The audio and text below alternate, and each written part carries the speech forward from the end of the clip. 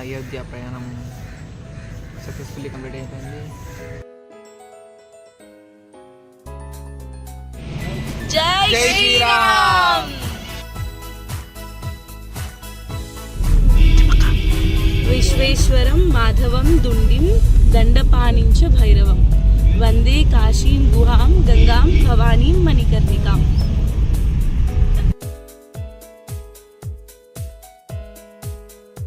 Cab driver అయితే sir ఇంత late అయింది అని చెప్పేసి అతను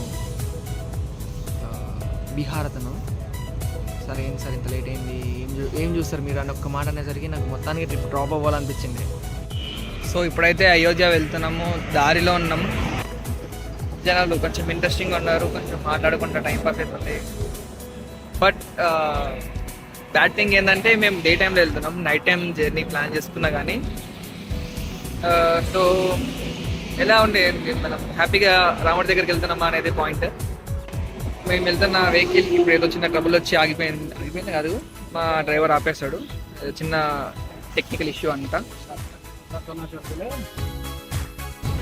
సో నేను వారణాసి నుంచి అయోధ్యకి యాజ్ అ టూరిస్ట్గానే వెళ్ళా, ట్రావెలర్గా కాదు. రెండింటికి చాలా తేడా ఉంది. ఆ తేడా తెలుసుకోవాలంటే కామెంట్ చేయండి.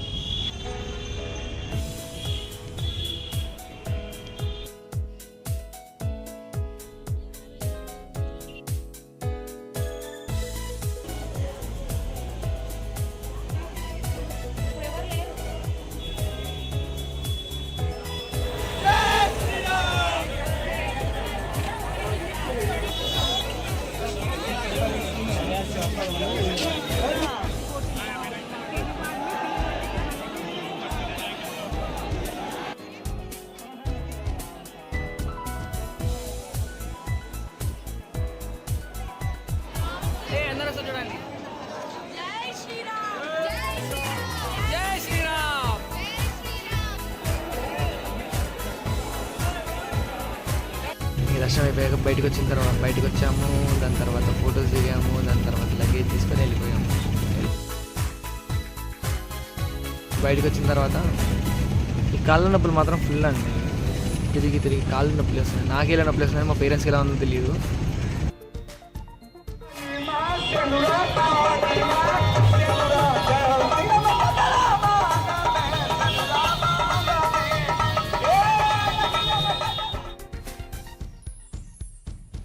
నియర్లీ ఒక 30 సెకండ్స్ అనుకోండి, 30 సెకండ్స్ దాకా మీరు రాముని చూడగలుగుతారు అట్లే కన్నార్పకుండా.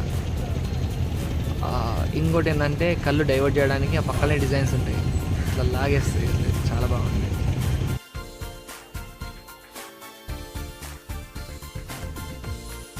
ప్లాన్లో ఉన్నది ఏదే అంటే ఇంకా అలహాబాద్, అదే మన ప్రయాగరాజ్ కొత్తగా మార్చారు పేరు. అండ్ ఇంకా ఈ గయా, బుద్ధగయా అని 2 ప్లేసెస్ ఉంటాయి ఇటువైపు. అవి కూడా మంచి ప్లేసెస్ అని చెప్పేసి మా అమ్మమ్మ నిండే.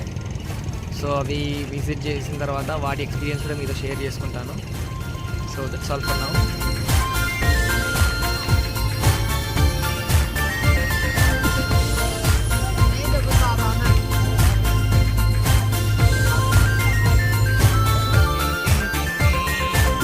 వారణాసి లస్సీ.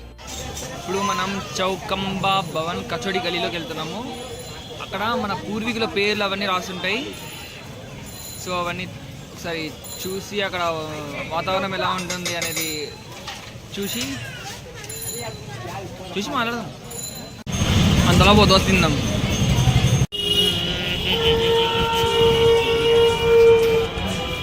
ఆటో కాదు, ఇది రిక్షా. రిక్షా అన్న చూస్తారా మీరు? ఇక్కడ జనాలు చాలా కష్టజీవులు. జీవితమే ఒక ఆట, సాహసమే పూబాట.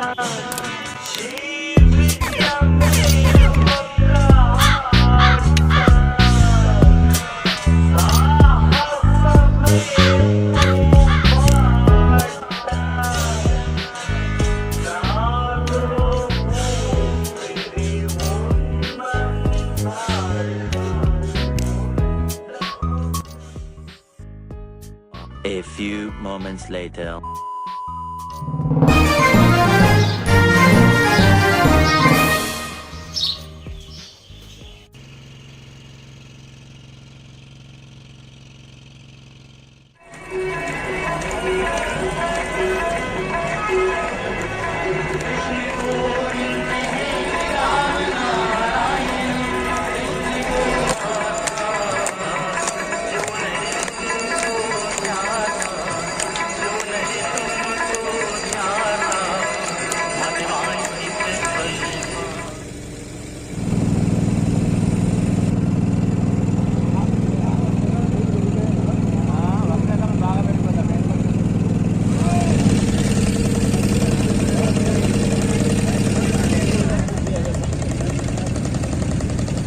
किसी को यहाँ पे उतरना है इस घाट पे?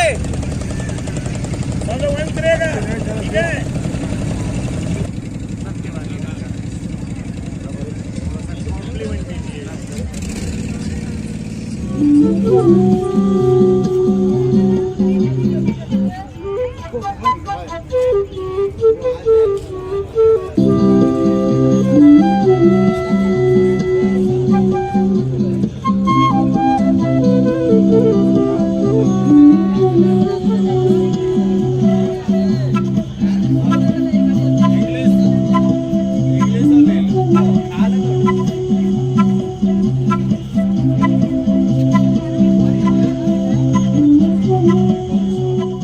A few inches later.